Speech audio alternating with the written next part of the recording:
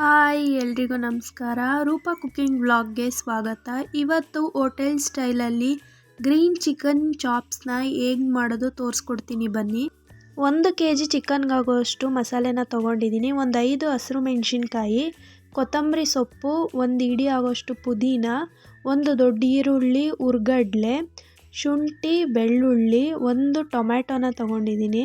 ಸ್ವಲ್ಪ ಇಲ್ಲಿ ಚಕ್ಕೆ, 2 ಪೀಸಷ್ಟು ಚಕ್ಕೆ, 2 ಲವಂಗ, 1 ಸ್ಪೂನ್ ಸೋಂಪು, 10 ಕಾಳು ಮೆಣಸು ತೊಗೊಂಡಿದ್ದೀನಿ. ಸ್ವಲ್ಪ ಸಾಂಬಾರು ಪುಡಿ, 1 ಸ್ಪೂನ್ ಗರಂ ಮಸಾಲ, ಸ್ವಲ್ಪ ಅರಿಶಿನ ಪುಡಿ. 1 kg ಚಿಕನ್ನ ಅರಿಶಿನ ಮತ್ತು ಉಪ್ಪು ಹಾಕ್ಕೊಂಡು ಚೆನ್ನಾಗಿ ತೊಳ್ಕೊಂಡು ಇಲ್ಲಿ ಇಟ್ಕೊಂಡಿದ್ದೀನಿ. ಪ್ಯಾನಿಗೆ 1 ಸ್ಪೂನ್ ಆಗೋಷ್ಟು ಎಣ್ಣೆನ ಹಾಕ್ಕೊಂಡು ಡ್ರೈ ಸ್ಪೈಸಸ್ ಹಾಕಿ ಫ್ರೈ ಮಾಡ್ಕೋಬೇಕು. ಫ್ರೈ ಆದಮೇಲೆ ಹೆಚ್ಚಿಟ್ಕೊಂಡಿರೋ ಈರುಳ್ಳಿನ ಸೇರಿಸ್ಕೋಬೇಕು. 2 ಗೆಡ್ಡೆ ಬೆಳ್ಳುಳ್ಳಿ ಮತ್ತು 2 ಇಂಚ್ ಆಗೋಷ್ಟು ಶುಂಠಿನ ಸೇರಿಸ್ಕೊಂಡು ಇದನ್ನು ಅಷ್ಟೇ ಹಸಿ ವಾಸನೆ ಹೋಗೋವರೆಗೂ ಹುರ್ಕೋಬೇಕು. 5 ಖಾರ ಇರೋ ಮೆಣಸಿನ್ಕಾಯಿನ ಸೇರಿಸ್ಕೊತಾ ಇದ್ದೀನಿ. ನಾವು ಮಸಾಲೆನ ಎಷ್ಟು ಚೆನ್ನಾಗಿ ಹುರ್ಕೋತೀವಿ ಅಷ್ಟು ಚೆನ್ನಾಗಿ ಚಾಪ್ಸ್ ಗ್ರೇವಿ ಚೆನ್ನಾಗಿ ಬರುತ್ತೆ. ಮೆಣಸಿನ್ಕಾಯಿ ಖಾರ ಇಲ್ಲ ಅಂದರೆ ಲಾಸ್ಟಲ್ಲಿ 1 ಚಮಚ ಖಾರ ಪುಡಿನ ಸೇರಿಸ್ಕೋಬೋದು.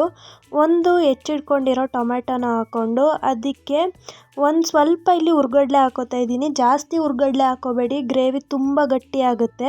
1 ಹಿಡಿ ಕೊತ್ತಂಬರಿ ಸೊಪ್ಪು, 1 ಹಿಡಿ ಪುದೀನನ ಹಾಕ್ಕೊಂಡು ಮಿಕ್ಸ್ ಮಾಡಿ ಗ್ಯಾಸ್ನ ಆಫ್ ಮಾಡ್ಕೋಬೇಕು. ಮಸಾಲೆ ತಣ್ಣಗಾದ್ಮೇಲೆ ಮಿಕ್ಸರ್ ಜಾರ್ಗೆ ಹಾಕ್ಕೊಂಡು ಸ್ವಲ್ಪ ನೀರನ್ನ ಸೇರಿಸ್ಕೊಂಡು ನುಣ್ಣಗೆ ರುಬ್ಕೋಬೇಕು. ನೋಡಿ ಇಲ್ಲಿ ತೋರಿಸ್ತಾ ಇದ್ದೀನಿ, ಈ ಥರ ನೈಸಾಗಿ ರುಬ್ಕೊಂಡಾದ್ಮೇಲೆ ಒಂದು ಪ್ಯಾನಿಗೆ ಸ್ವಲ್ಪ ಎಣ್ಣೆ ಮತ್ತು ಒಂದು ಅರ್ಧ ಈರುಳ್ಳಿನ ಸೇರಿಸ್ಕೊಂಡು ಫ್ರೈ ಮಾಡ್ಕೋಬೇಕು.